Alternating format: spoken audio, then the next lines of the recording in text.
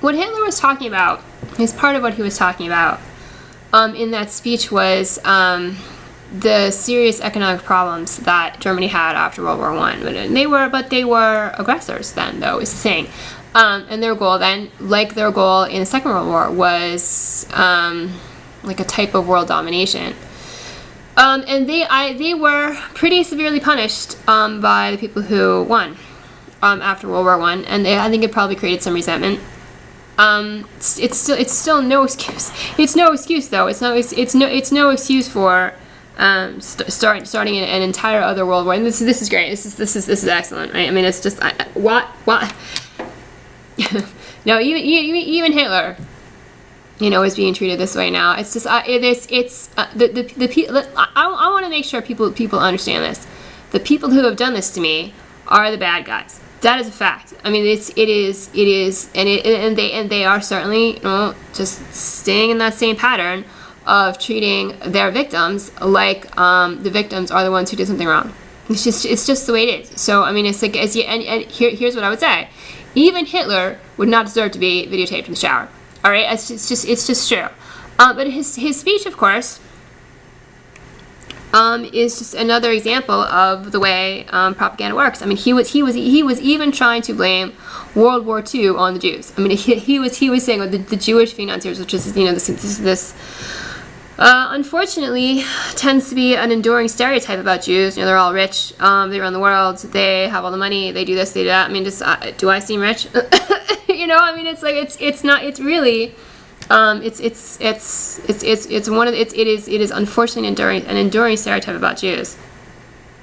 I mean, he actually tried to say, if the Jewish financiers, plunge the world into another war, we're going to annihilate the Jewish race, when in fact, annihilation of Jews was his goal, right? I mean, but that's the way it happens to dictators, though. That's what they do. They say that the people whom they are planning to victimize, they try to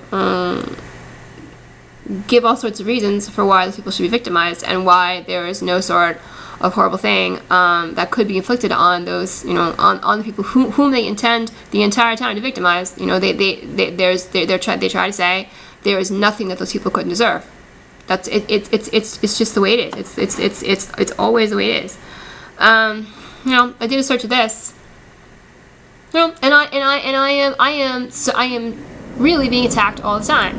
I am really being attacked all the time. This is, look at this. I mean, and this is the thing again. I mean, people need to remember not to forget, right? I mean, that's something that they were saying in the last century. Don't forget. You can never forget, but they are. They are. I mean, it's and then trying to say that the things that are happening to me are, somehow not aggressive, somehow something I deserve. I think people are not taking it as seriously. Yeah, these are something, the numbers. The numbers I had was sort of more familiar with, said 10 million, but now you can't really know. I mean, the conglomerate's kind of taking over everything. With 6 million Jews, and then millions and millions of other people, totally slaughtered. Right? And it was an unbelievable catastrophe. Right? And then there's this, which I thought I actually saw this at the website. I saw this this listing at the Jewish Virtual Library website. Yeah, but you know what? There is misogyny in every culture.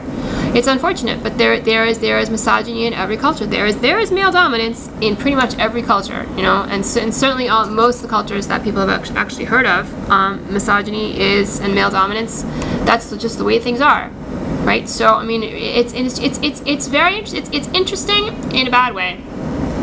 The way that really terrible and destructive prejudice can coexist with other types of things. I mean, it can, though, because what you're doing is dehumanizing somebody. You're saying this person, because they're female, or because they're a child, or because they have a different religion, or whatever it is, they are not human. They are not fully human the way I am fully human. The way the other people that I care about are fully human. right? And it can even happen, you know, within the context of marriage. It happens all the time. You know, the man considers his wife to be his property. It's been like that for centuries, you know. And there are a lot of women who are conditioned also to think that way. And things have started to change, you know, in the past 2 decades. And now the conglomerate is trying to just destroy all of that actual positive change. And I think that people are not worrying about it as much as they should, because they're not thinking about it in terms of the annihilation of an entire people, right? I mean, but the thing is, it's insidious that way, because you're probably not going to run out of women and children. People are going to be reproducing, and sometimes they'll be having, you know, female children. So people are not worried about killing off all the women, killing off all the children. But the thing is, the conglomerate is treating women and children as if they're disposable, right? So it is certainly the type of thing that could lead to, you know, well, I'll show you. When I looked at this movie, when I looked at the picture for this, I talked about this poster a few days ago. When I saw this poster, when I first saw it, when the movie was first released in the theaters, and I first saw it, I thought the poster was really disturbing. And then a few days ago, I started thinking about it. I started thinking about this poster and what it most looks like, and what it seems to me it most looks like is this. I mean, this is a picture of bodies at a concentration camp. And to get this picture, to find this picture online, I just chose the first website that I chose the first website that I found. I mean, I didn't really. I found, you know, I did a search of this, and it may not be by coincidence that someone has, you know, put this as the first search result. You know, it seems to be very insidious. Everything the conglomerate is doing, you know, just pretending that nothing bad is happening. Right? I mean, when could you think of a movie which is supposed to be for entertainment, where you'd see a poster like this with a bunch of guys who look like this? You know, I mean, the times when you're going to see pictures like this of, you know, males is when the decision has been made by somebody that men are also disposable. Men in a certain group are also disposable. And the thing is, too, I mean, it starts with the attitude that somebody shouldn't have rights, is not fully human, an attitude of moral exclusion. And that's what the conglomerate has done to women, and it's saying that children also have no rights. You know, it is essentially fascist. The conglomerate is essentially fascist.